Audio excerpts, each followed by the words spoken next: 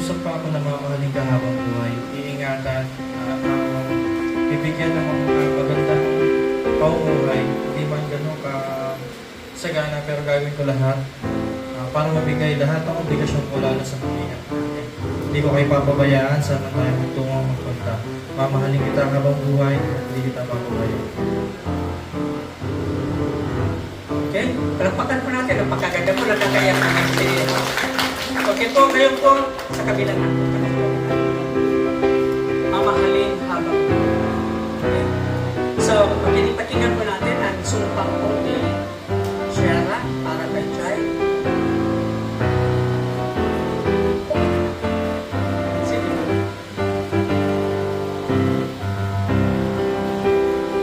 Sige na, paghahalap po natin. Starting from that day na in-accept ko yung request mo sa Facebook, araw-araw tayo nag-chat at nag-call. Hindi natin in-expect na yung pagkikita natin sa Balikanaway na nanonood tayo ng basketball ay dito pa rin yung pagtatapos. Well, hindi talaga nagtatapos. Ngunit pagtatapos, yan na pala. Going back sa ligawan stage natin, na-realize ko na hindi lang naman talaga ako yung niligawan ko, pati mismo yung pamilya ko. After months ng panliligaw, nakita ko yung dedikasyon mo para makuha yung yes ko. So, ibinigay ko. After all these years, we've only grown stronger together. I can't help but look back at everything we've been through before we reach this moment. Now that we're getting married, I can proudly say that the boy I met has become a man. I've seen you grow in so many ways. Being in a relationship with you has been a roller coaster ride. Why?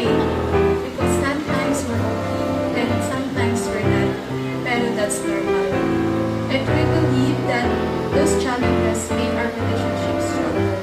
Kahit ilang beses tayo pumayat at dumaan sa mahirap na panahon, we always find our way back to each other. Being with you makes me feel safe and secure even during our difficult days. We always manage to get through them together. You never stop choosing me and you stay consistent in loving, not just me but also with you.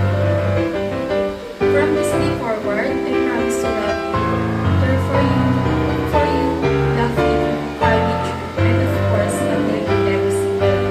I promise to choose us even during disagreements, to never stop listening, and to always fight for our marriage instead of against each other. If someone had told the girl who simply went to watch the basketball game that she would meet the love of her life that day, she probably wouldn't have believed it. But now I do. Because today, I get married.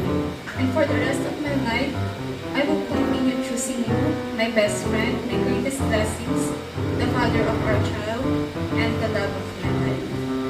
Wow! Nagpakal ba natin? Tagal natin. Give po.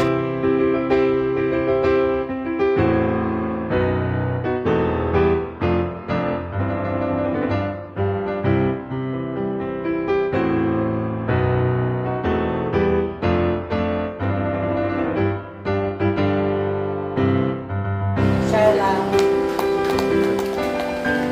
Conception. So, congratulations sa dalawa. Pabuhay po ang bagong kasal. At ngayon po, siyempre po, malugod po ako ipakita sa inyo at sila magpakita. Magpasilip man lang sa bawat isa sa atin sa kanilang pagmamahalan. Siyempre, hindi po tayo papayag, no? Na hindi natin masilip yung kanilang pagmamahalan. So ngayon na po ang panahon na si Chay, no? Kiss your bride na. At dandan lang, siguro mga 10 minutes lang eh. Kasi may picture eh. Mayroon bang ano dito? Kasi may magaling mag-ano dito, magbilang eh. Kasi po, tapos na po ako.